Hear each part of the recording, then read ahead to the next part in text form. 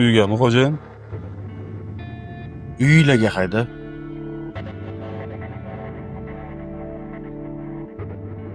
Xo'p. Mehmon kelyapti deb ogohlantirib ham qo'ymaysiz-a?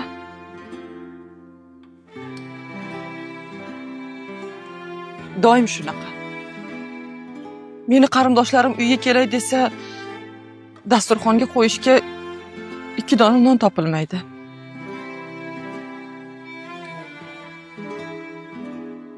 Agar shu qo'limga 1-2 so'm pulni siz bersangiz, Malika. Tinchlikmish qilib.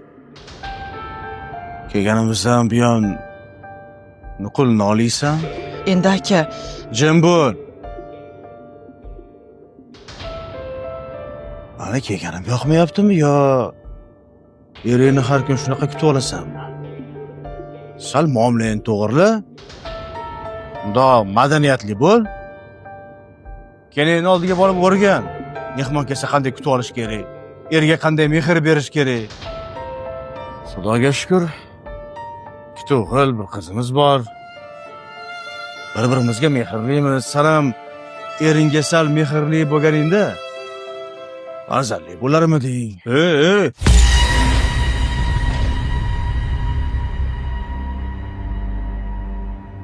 Sen chiqib turgin, Malika. Jamshid bor? O'zingga ketib qolmadingmi? Yo'q. Hamma gapirsam sen gapirmagan madaniyat haqida, eshitdingmi? Yarim kechasi ogohlantirmasdan mehmonga borish qaysi madaniyatga to'g'ri keladi, ha? Sen o'rganib qolgansan-da, yarim kechasi uyingga mehmon olib kelib maishat qilishga. Xotining zaksga qilib turadi. Shunaqami? Mana qara, sening 7 yil bo'lgan menga xotin bo'lganiga. Agar Malikaga tanbeh bermoqchi bo'lsang, o'zingni uyingda men yo'qligimda tanbeh berasan, eshitdingmi?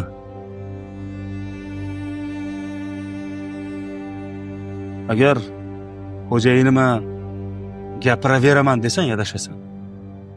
Ey, xo'jayinchiligingni ishxonangda qilasan.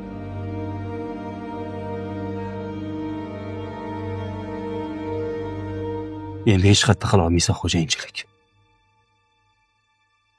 Jamshid, agar faqat mehr berish bilangina farzandli bo'lish mumkin bo'lganda edi, uyimiz farzandga to'lib ketgan bo'lardi.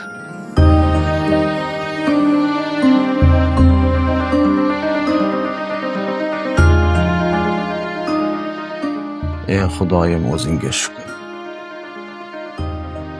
Singlimga hozircha farzand bermagan bo'lsang ham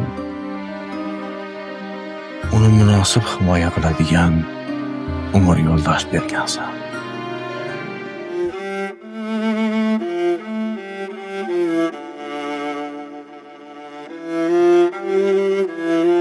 Choy qo'yasan?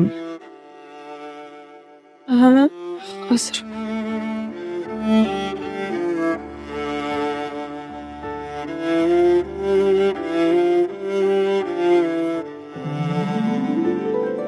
Mani kechiring.